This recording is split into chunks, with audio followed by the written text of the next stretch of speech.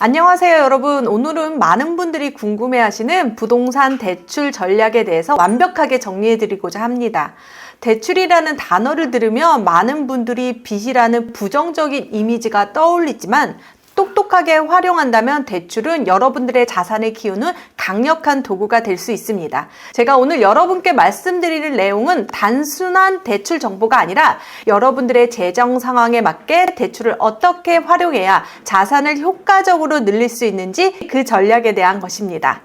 시작하기 전에 한 가지 전제를 깔고 가자면 저는 대출에 있어서 상당히 보수적인 편이라 무리한 대출은 절대 권장하지 않습니다. 대출은 양날의 칼로 잘 활용하면 자산을 늘리는데 지렛대 역할을 하지만 잘못 사용하면 여러분들의 재정을 무너뜨릴 수 있기 때문입니다. 이제 본격적으로 대출 전략에 대해서 알아보겠습니다. 먼저 가장 일반적인 케이스는 내가 살 집을 구매할 때 대출 전략에 대해 알아보겠습니다.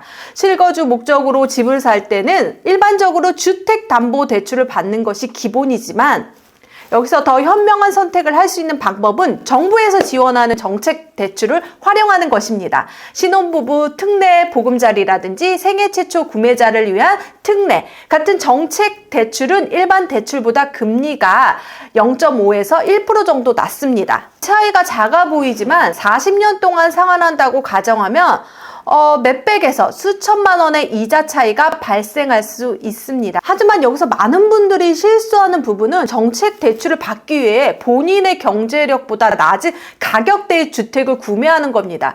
예를 들어서 신혼부부 특례 보금자리는 주로 9억 원 이하의 주택에 적용되는데 만약에 여러분들이 11억대 아파트를 살 수 있는 경제력이 있는데 단지 낮은 금리 때문에 8억 5천만 원짜리 아파트를 선택하는 건 정말 안 됩니다. 장기적으로 잘못된 선택입니다. 부동산 시장에서는 일반적으로 더 좋은 입지, 더 좋은 단지의 아파트가 상대적으로 더 높은 가치 상승을 보이기 때문에 만약 여러분들이 금리 혜택 때문에 돈이 되는데 가격을 내려서 낮은 가격의 아파트를 선택한다면 향후 10년간 이 아파트의 가치 상승은 더 좋은 아파트보다 낮은 경우가 많습니다. 돈이 돈을 낳는다. 그렇게 생각하시면 되겠습니다.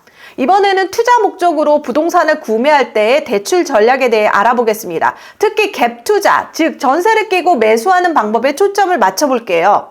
한국은 독특한 주거 문화인 전세는 부동산 투자에서 강력한 레버리지 수단이 될 수 있습니다. 전세금은 사실상 무이자 대출, 2년 동안 무이자 대출로 쓸 수 있는 그런 효과를 가지고 있습니다. 예를 들어 10억 원짜리 아파트를 살 때 전세가가 7억이라면 여러분들은 실질적으로 3억의 자금으로 10억짜리 아파트를 소유할 수 있다는 겁니다. 이는 무려 70%의 레버리지 효과를 의미합니다. 전세를 활용한 갭 투자의 장점을 정리하면 첫 번째, 적은 초기 자본으로 고가의 부동산 소유가 가능합니다. 두 번째, 무이자 레버리지 효과를 볼 수가 있습니다. 세 번째, 월세 수익은 없지만 그만큼 안정적인 세입자 확보가 가능합니다. 하지만 중간에 세입자가 나간다고 할 때는 그 레버리지를 바로 상환해야 되는 그 순간도 있다는 점 유의하시길 바라겠습니다. 그런데 전세를 끼고 매수하더라도 초기 자금이 부족한 경우 이럴 때를 활용할 수 있는 게 후순위 담보대출입니다. 많은 분들이 모르시는 이 대출 방법은 전세입자가 들어오고 전세금 뒤에 후순위로 대출을 내는 추가적인 담보대출을 받을 수 있는 방법입니다. 예를 들어 설명한다면 아파트 가격이 10억인데 전세가가 7억이라면 내 자본이 2억. 그러면 1억이 모자르잖아요. 그러면 그 1억을 후순위 대출로 할 수가 있습니다.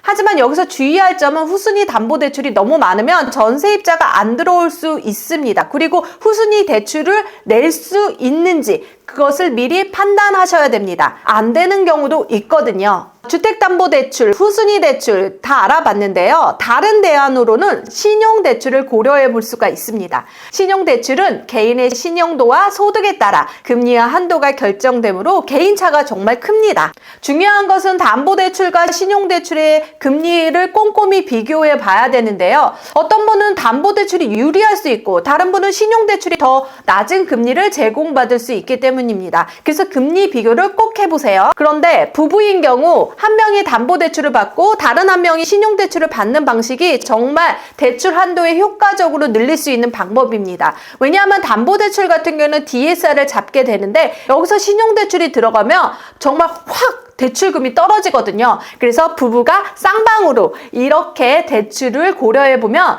더 많은 대출의 효과를 볼 수가 있습니다. 그리고 마지막으로 관가하기 쉬운 대출인데요. 제가 정말 사용했던 겁니다. 회사 대출이에요. 대기업이나 공기업 그리고 공무원이나 교사 같은 경우에는 직원을 위해 주택 구입 지원 대출 프로그램을 운영하고 있습니다. 잘 알아보세요. 최근에 저희 수강생 같은 경우에는 교사였거든요. 그래서 교사에 대출이 있더라고요. 그래서 대출 1억 5천 정도 내서 내 집을 살 때 더 효과적으로 활용했거든요. 왜냐하면 신용대출보다 금리가 낮았기 때문이죠. 회사 대출은 시중 금리보다 1에서 2% 정도 낮고요. 그리고 은행 대출과 별도로 계산돼요. 예를 들어서 저희 수강생 중에 군인이 있었는데 군인이 대출을 받았는데 그것은 DSR에 들어가지 않더라고요. 그것을 확인하는 방법은 토스 어플에 대출이 많이 나오거든요. 거기서 나오는지 안 나오는지 판단해서 DSR을 계산하는 꿀팁이 있습니다. 그리고 이게 언제 갚아야 되는지 각자 회사마다 다르지만 그 조건이 유연한 경우가 많아요. 그래서 회사 대출 꼭 알아보세요. 지금까지 다양한 대출 전략에 대해서 알아봤습니다. 하지만 대출은 항상 위험이 따르는 금융 도구입니다.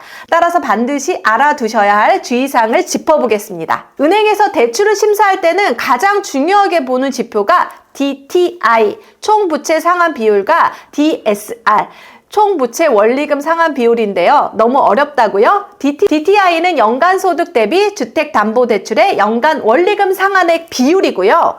DSR은 모든 대출의 연간 원리금 상환액 비율입니다. 그래서 신용대출이 껴있으면 DSR이 확 떨어지는 효과를 보이고 있죠.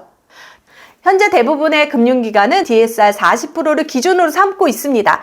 즉 연소득이 5천만 원이라면 모든 대출의 연간 원리금 상환액이 2천만 원을 넘지 않아야 합니다. 이는 월 소득 500만 원 기준으로 월 상환액이 200만 원을 넘지 않아야 한다는 의미인데요. 이보다도 보수적으로 관리하는 게 재정 안정성을 위해서 바람직합니다. 그리고 변동금리 대출을 선택하셨다면 금리 상승 리스크에 대비해야 됩니다. 최근 몇 년간 우리는 급격하게 금리 상승을 경험했는데요. 이로 인해 많은 분들이 대출 상환에 어려움을 겪고 있습니다. 예를 들어 3억 원을 30년 변동금리 3%대로 대출 받았다고 가정해보면 만약에 금리가 2% 상승하면요 5%가 된다는 거예요. 그러면 금리 3% 기준 월 상환액은 약 126만 원, 금리 5%인 경우 월 상환액이 161만 원, 월 35만 원, 연간 420만 원 추가 부담이 발생하는 겁니다. 따라서 변동금리 대출을 선택할 경우 현재 상환액에서 35% 정도 추가로 감당할 수 있는 여유 자금을 항상 확보해 두는 것이 중요합니다. 그리고 갭 투자의 가장 큰 리스크는 전세 가격 하락기에 발생합니다.